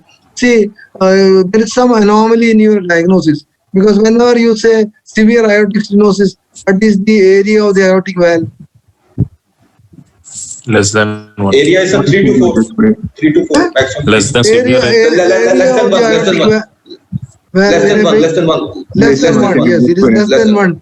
And in a patient who has got a less than 1 area of the aortic valve, a severe aortic regurgitation is very unlikely. Yes, yes. That does not go together. You can get, at the most, you can get a moderate aortic regurgitation. So I think this will make your diagnosis as severe aortic stenosis with at the most moderate aortic regurgitation. Okay. Whenever you are saying moderate aortic regurgitation, there is a difficulty for us to explain your mid-diastolic murmur. Austin murmur is a feature of severe. Yes, sir. And Bispherians pulse also, sir. Bispherians pulse and all both are features of severe aortic regurgitation. So there is some oddity between your physical finding and your final possibility. But looking at the history, looking at the nature of the illness, all put together, I would put severe aortic stenosis as the first possibility, and aortic regurgitation may be mild to moderate. I will not go for severe aortic. Go ahead, sir. Yes, I will go for severe aortic stenosis, degenerative calcific aortic stenosis, severe aortic regurgitation at the most moderate, not more than that. And patient may be having treated heart failure because he has received some diuretics. So maybe he had some heart failure and his heart failure was being treated. Yes, sir. Okay. Sir, I missed some of your talk, sir, to my unstable internet, sir. Now, what I was telling was that the diagnosis would be degenerative calcific aortic valve disease. Yes, sir. Severe aortic stenosis, mild to moderate, at the most moderate aortic regurgitation, treated heart failure. Yes, sir. Normal sinus. Yes, yes. Last slide is there, sir. I'll come. Okay, right now coming to where is the ECG? We have to look at what are the abnormalities that you are Yes, yes, expecting in the electrocardiogram. First X-ray, sir. No, show the ECG first. I would like to see the Yes, ECG. yes, yes. Okay. yes. So when another person, can somebody read the ECG? Saroj, can you read the ECG? Yes, Saroj, sir. yeah, read the Yes, sir. ECG, Saroj. Yes, Yes, yeah. So 12 lead ECG Okay. showing heart rate of around 90, 80 per minute. 98. With, Yeah, maybe about no, sir, 100. 80, 80. Yeah. Oh, all right. 86 Yes. it is written, sir. 86 86 written, sir. 86. And Written. Okay, right. Yeah. It's 86 per minute. Okay, right. Yes. Okay. Yes. Sinus rhythm. Okay. Very good. Axis is just normal axis. Normal axis. Very good. It's Sir, around 30. The axis is around plus Yes, sir, 30. around 30. Okay, Yes, right. sir. Very good. Yes. Yes, sir. Sir, P waves in V1 are inverted. Yes. Sign of left atrial enlargement. Very good. Left atrial overload or left atrial enlargement. Very And, good. Excellent. You are doing very well. Yes. There is Excellent. sign of left ventricular hypertrophy. No. The- Left atrial overload sir. does not mean left atrial. Oh, okay. ECG. Right. Yeah. Okay. No, sir. Yes. ECG Ah. is showing LVH Ah. with pressure overload pattern. Very good. Because, How would you differentiate pressure overload from volume overload? Sir, in case of pressure overload, the T wave are inverted in the lateral leads Very good. with ST downsloping with T wave inversion in the lateral leads. Very good. And whereas in case of volume overload, the T wave will be upright Okay. and the criteria for the LVH will be fulfilled. Now, what will be the width of the QRS complex in volume overload and pressure overload? Sir, in case of the volume overload, the QRS duration will be more. Eh? In volume overload, QRS duration will be more. No, wrong. Okay, sir. In volume overload, QRS will be narrow, while in pressure overload, QRS will be broader. Because in pressure overload, where there is a LV hypertrophy, it takes longer time for the depolarization activity. So QRS will be broader in pressure overload and narrower in volume overload. And for the height of the QRS, which more in which one? Volume overload or pressure overload? Sir, height will be more in case of pressure overload. No, volume overload. Volume overload. Because in volume overload, the total muscle mass is more. Okay, sir. Actually, in this patient, do you think that this is a good ECG, or would you like to suggest something to make the ECG much better? Saroj? Sir, we can change the standardization, sir. Standardization, sir, here, yes, so it's better if we do the chest lead in half standardization. That's not a very important point. Very good. So, our standardization. One very important point in this patient. Actually, his apex beat is where is apex beat? It's in the 6th intercostal space. Sir, we should go more lateral. Yes, we should go one space down and lateral. Because we are not picking up the LV forces correctly. Actually, we should go one space down and go laterally and take the electrocardiogram in V7, V8 also, so that the LV forces can be better picked up. But by looking at the electrocardiogram, what do you think is a pressure overload or volume overload? It looks like a pressure overload. Anybody else would like to give a comment? Anybody? Gaurav? Sir, Sure. volume. Anash, is it a pressure overload or a volume overload or a combination? Sir, possibly it is combination because QRS duration is little more. Yeah, and, if you look at the electrocardiogram, if you look at the QRS complex, it's more like a volume overload. Scenario QRS complex, very tall QRS complex. While if you look at the STT, it's more like a Pressure overload. Pressure overload. So it's actually a combination which goes very well with our clinical also. diagnosis also, because he has got AS with AR, so he can have rolling overload as well as pressure overload. Pressure overload. Overload is more important. So actually Sir, looking at the rest LBBB of, pattern is there. Sir, LBBB pattern is there, sir. White because LBBB pattern. no, I don't think there is No, no, LBB no. pattern. Colors is narrow. There's no LBBB. Is QS complex? What? No, there is no. The duration is only less than 0.08. So there is no LBBB pattern. The left atrial overload, left atrial enlargement, and LVH, probably both pressure and volume overload pattern. Axis is normal, plus 30. Yes. Okay, right. Yes, now coming to the X-ray chest. Read X-ray, Gaurav. Yes, sir. Chest X-ray, PA view, normal penetration, trachea and midline, sir. Cardiomegaly, definite cardiomegaly is present, sir. Is it no. Is it an inspiratory film? To me, it appears like is it a film taken in a PA view or AP view? No, PA view only, sir. Standing for PA view. Okay. Is it a good inspiratory film? 1, 2, 3, 4, 5. Okay, right. Yes. Is a thin chest. Yeah. It's a inspiratory film. All right. Yes. And sir, definite cardiomegaly is there, sir. Very good. Yes. Around 60%. That's a cardiac enlargement. Very good. Yes. And so LV type of apex we can see, sir, because it is coming just below the diaphragm in the 7th. Yes, very good. It's more like an LV type of apex. Agreed. Yes. And sir, aortic ascending aorta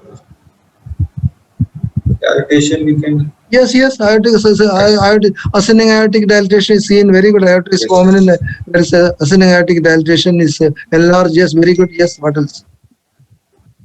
And so the increased cephalization of vessels are there, sir. Very good. Upper lobe vessels are prominent, indicating increase in the heart failure. Very good. Yes. Are there any curly B lines? Not certain. There is some ground glass appearance. He may be having some interstitial edema also, because there is some ground glass appearance of the mid lung field shadows, indicating most likely he may be having LV failure. LV failure. Yes. Interstitial edema, not pulmonary edema. Interstitial edema. Upper lobe vessels are prominent. Okay, right. Okay, so all those things go in favor that he has got some degree of. We also thought of LV failure because he was given diuretics. He had symptoms also. Okay, right. Now echocardiogram. Do you have echo with you? Yes, I have. This is the first. Okay, let somebody else discuss echo. Oh, is it Ramesh? Would you like to discuss the X-ray, or even I will ask Saroj to do it? Saroj, do you discuss video is moving, sir. Video is moving. Yes. The video is moving. It is moving, but not. It is moving very slowly. So this is a Plaques view. Oh. Show LV is dilated. The aortic valve is sclerosed and calcified. It is. What you can see is definitely calcified aortic valve. That you can very clearly see. Yes, sir. Okay. And Saroj, when you read, don't read things which you cannot make out. Read only things which you can make out. It may be there, but then if you cannot make out in that particular echo, you should not read it. So here, the only thing I can definitely make out is that he has got calcific aortic valve. That I can make out. And most likely he is not having aortic mitral stenosis because valve is opening well. Yes, the valve is opening well. Yes. LV dysfunction we can make out, sir, because that excursion of mitral valve is not to the introduction circle. No, I would like to see the excursion of the cardiac muscle before I say LV dysfunction, because unless see running film echo, I can't be certain. Next film to go, sir. Okay, right. Then let's go to the next one.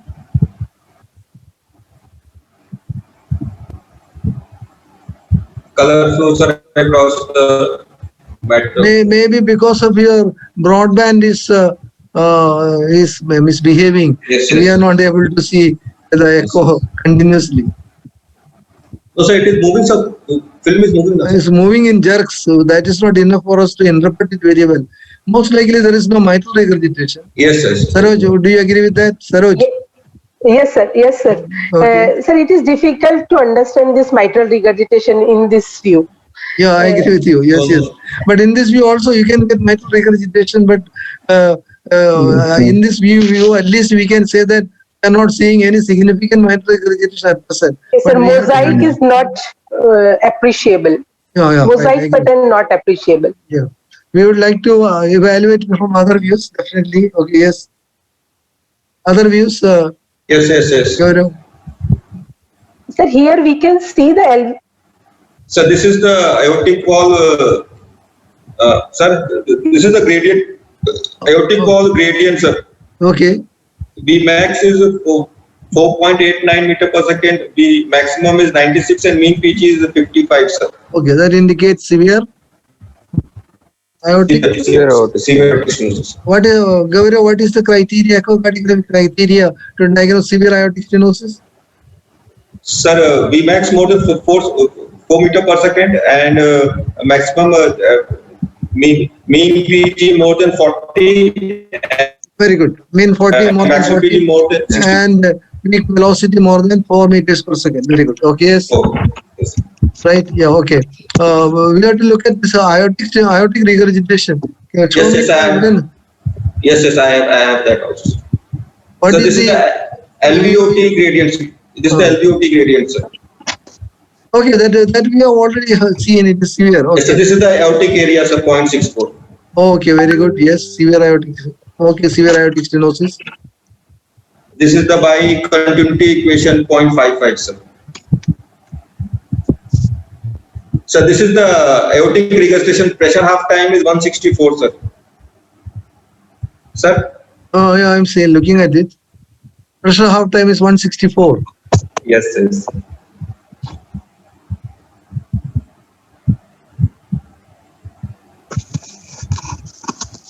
Pressure half time 164. I'm really surprised. Severe aortic regurgitation in severe aortic stenosis is a bit unusual.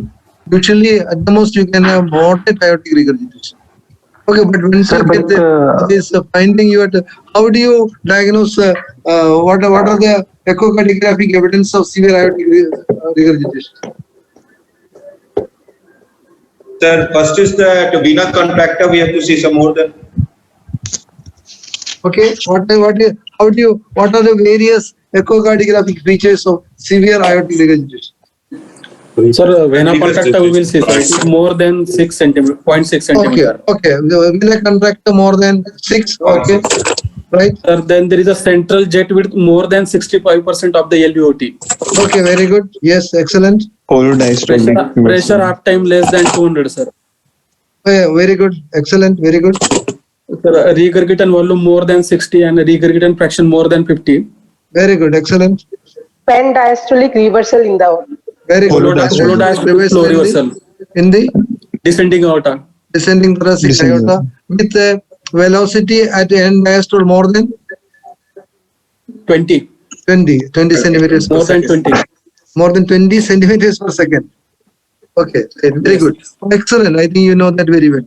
So here we have not seen anything else. Gaurav, we would like to see the regurgitation jet and all because there is a hemodynamic anomaly that a patient with severe aortic stenosis is having severe aortic regurgitation. There is a hemodynamic anomaly.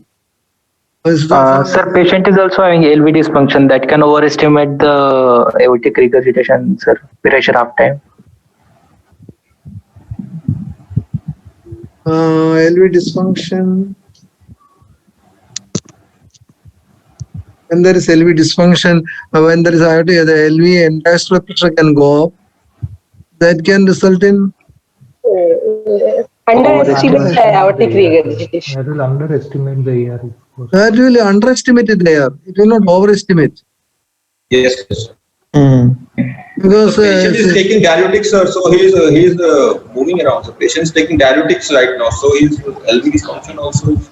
No, diuretics will not alter the pressure half time. Yes. Because, but anyhow, echocardiographically, based on pressure half time, there is a reason for us to believe that, of course, pressure half time is a very soft point. Actually, the other points are more important, especially vena contracta, regurgitant volume, regurgitant orifice. Those are all the important points. LV dilation. All these are all the important points. Agree? So this patient, we have got evidence of severe aortic stenosis, and also there is evidence of moderate to severe aortic regurgitation. Okay, right. Okay, now Aortic annulus 1.7. aortic annulus is only 1.7. Yes. That's a bad thing. Why? Yes. For What is the problem? When the aortic orifice is less than 20 millimeters, that's a bad sign for aortic valve replacement surgery. What is the problem, Gaurav? Sir, for the TAVI, annulus at least must be more than 18 millimeter. But this patient is only about 60-65 years. So he is planned for surgical service. For surgical aortic valve replacement. Yes. What is the problem? So it can cause post-surgery. It can cause blocks. Not blocks. Actually, when the aortic orifice is less than 220 millimeters, the prosthetic valve will give rise to some degree of aortic stenosis. Because the valve will be, you can put only a very small valve, and there will be some degree of mismatch, and will result in some degree of the prosthetic valve is will be stenotic in that gentleman, in that patient. So ideally, you should have at least 20 millimeters to have a good benefit of an aortic valve replacement. Ideally, see, sometimes you may get a smaller dimension with echocardiography, and if there is a doubt, how will you evaluate the aortic valve orifice size? Aortic orifice CT scan. I think you should do a CT scan to make it certain that what is the correct size of the aortic. And also, you should take a short axis view and take the dimension in all directions. Sometimes in one direction it may be small, and in another direction it may be bigger, and then you will be able to make use of a bigger aortic valve. So you should take one dimension alone is not enough. You should take 2 or 3 dimensions. And ideally, if there is a doubt, you should take a CT in order to look at the correct size of the aortic annulus. Otherwise, if you go and place a small aortic valve, like 16 or 17, that will result in a prosthetic valve aortic stenosis. Okay, so this patient, by our examination, we have found that. So what will be your next approach to the problem?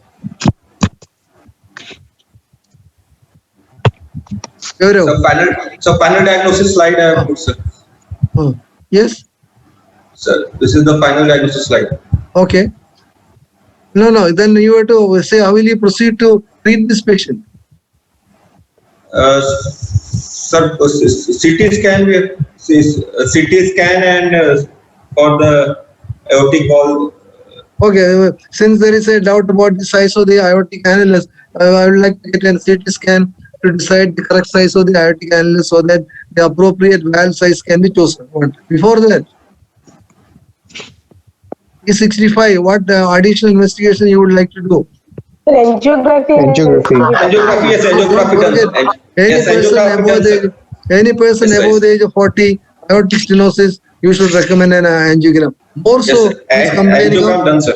Angiogram done, sir, normal. Angiogram normal, sir, done. No. We are not expecting any, but still, you have to say that like to do an angiogram and rule out coronary disease. And if there is no coronary disease, then I will recommend an aortic valve replacement. Okay. What is the mortality of aortic valve replacement? So good centers less than 5%. 5% is a very high mortality. Less than 3%. Usually, it's only 1 to 3%. In good centers, it is less than 1%. In centers where the volume is not very high, it can be up to 3%. When there is an associated CABG surgery also, then it comes up to 3 to 5%. So it's okay.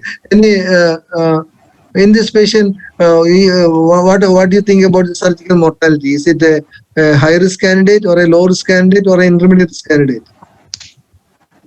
Low risk candidate. I won't say it is low risk because he has got moderate LV dysfunction.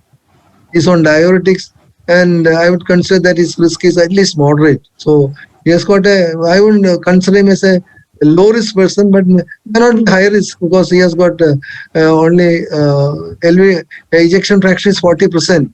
In a patient with aortic regurgitation, and the ejection fraction is 40%, it usually indicates LV dysfunction.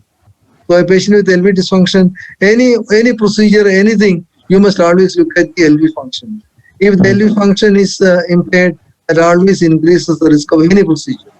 Even coronary angiogram risk is more if you do in a patient with LV dysfunction.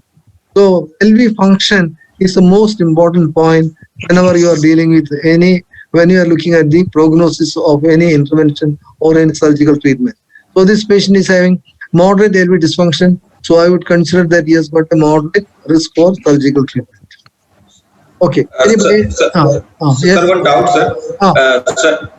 Sir, one of the articles yesterday I was reading, sir, they are saying that now the mixed aortic wall disease, they are telling, sir, that AS with AR, sir, mixed aortic wall disease is also there, sir. AS with AR pattern in some patients, sir. Oh, AS with AR can happen because patients with degenerative sclerosis, aortic valve, most often will have some degree of aortic regurgitation. If you are very careful in your auscultation, making the patient sit up, lean forwards and all, in majority of the patients you will be able to hear an aortic regurgitation normal. But the only thing is that severe aortic stenosis of this nature with severe aortic regurgitation is bit odd.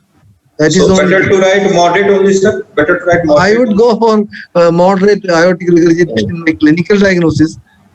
Echo, I would like to look at other parameters before I conclude that it is severe aortic regurgitation.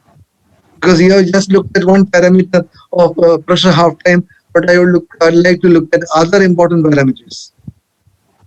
So I would put the diagnosis severe aortic stenosis, and since he has got a high volume pulse and all, I would go for, and also cardiac enlargement, moderate aortic regurgitation. Okay. Any other point anybody like to discuss? Ramesh, any points you want to raise? Saroj, about aortic stenosis? One doubt that peripheral signs, how much, sir, we are not getting so much. Maybe because the aortic regurgitation is just moderate, or because of the associated failure also and aortic stenosis. Yeah, I think in this patient, the aortic regurgitation can be, actually the features can be modified, one because of the severe aortic stenosis and also because of LV dysfunction. So decapitation of the pressure, lot of things can be modified in this patient because of the two important factors, one severe aortic stenosis and moderate LV dysfunction. What was your doubt, Saroj? My doubt was that peripheral signs, your sound we is are breaking. not getting, in spite of the peripheral signs, we are not getting in spite of moderate aortic regurgitation. No, that can be explained. That is not a problem. Severe aortic, moderate aortic. That was my doubt. That that is modified because of the severe aortic stenosis and moderate LV dysfunction. That can be explained. That is not a problem. And also is decapitation of the systolic pressure to 110 also can be explained by these two findings. That's not a problem. Yes, sir. Yes. Sir, one more doubt, that lateral retraction was told. So if apex is having lateral retraction, means, sir, that is in RV type, no?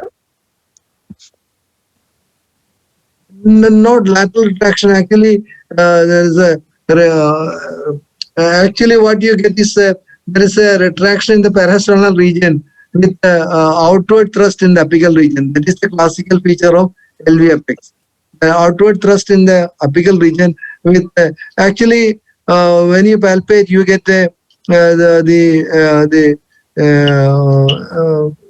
anti-clockwise movement.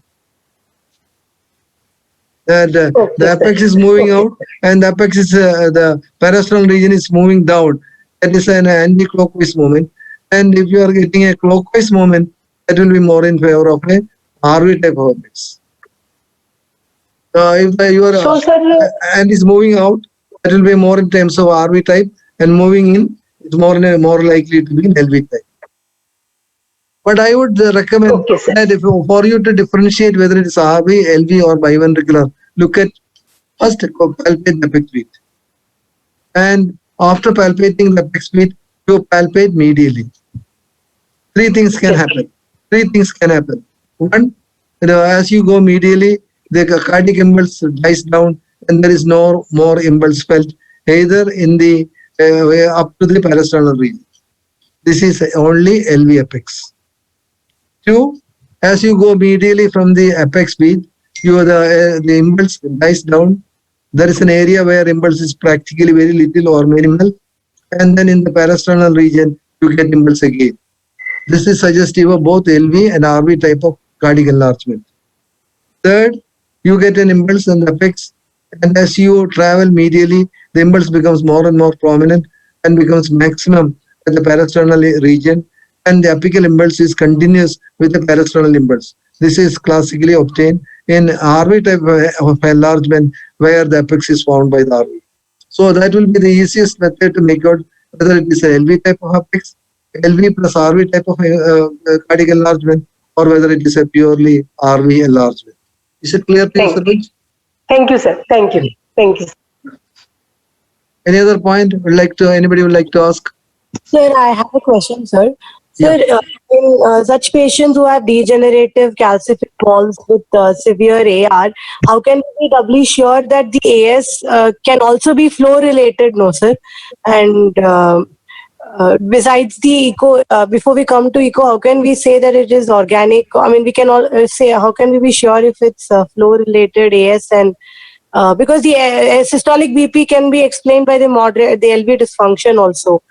So, No, that is why I asked him to clearly say whether it is an early peaking murmur or a late peaking murmur. So early peaking murmur is a feature of flow-related ejection systolic murmur. But in a patient with severe aortic stenosis, you get a late peaking murmur. 1 point. Second, not a very important point. Usually in patients with severe aortic regurgitation, where there can be a flow-related aortic stenosis, you will get a paradoxical splitting of the second heart sound. Here, you are hearing only a single sound, and that is best audible in the pulmonary area, indicating that the aortic component is either feeble or absent, which usually indicates calcific aortic stenosis, calcific aortic valve, which is more in favor of aortic stenosis. The most important point is the late peaking of the murmur. If the murmur is peaking late, it is severe aortic stenosis. You should carefully look for late peaking murmur. okay, sir. Thank you, sir. Any other point you'd like to ask? Any doubts? Okay, I think that's fine. It was a good discussion. Gaurav, I think you brought a good case, and we had a good discussion about it. I think everybody benefited by your case. Next week, what do you like to have? Do you like to have one more case discussion? Next week, Christmas, sir. 20th. Okay, so next week, Christmas, we will have a holiday. Eh? No, sir. No, sir. You want to have a holiday, you can have. If you feel that you need a discussion, we can have. Otherwise, Christmas, we will take 1 day off. No problems. No, sir. Take the lecture, sir. And Shall we change the date, sir? Take the lecture, sir. Beg your pardon? Lecture. Shall we change the date? Next Thursday or Wednesday? No. Let us make Friday so that it's easy for us to remember and all. We won't change the days. I can definitely do the class on 20. Christmas is not a problem. So we will have a class on 25th, same time. And would you like to have an additional case discussion? Or again, I can bring a case. Next Christmas, we will have a case discussion. All right? Okay. Yes, sir. Thank you. Sir, yes, sir.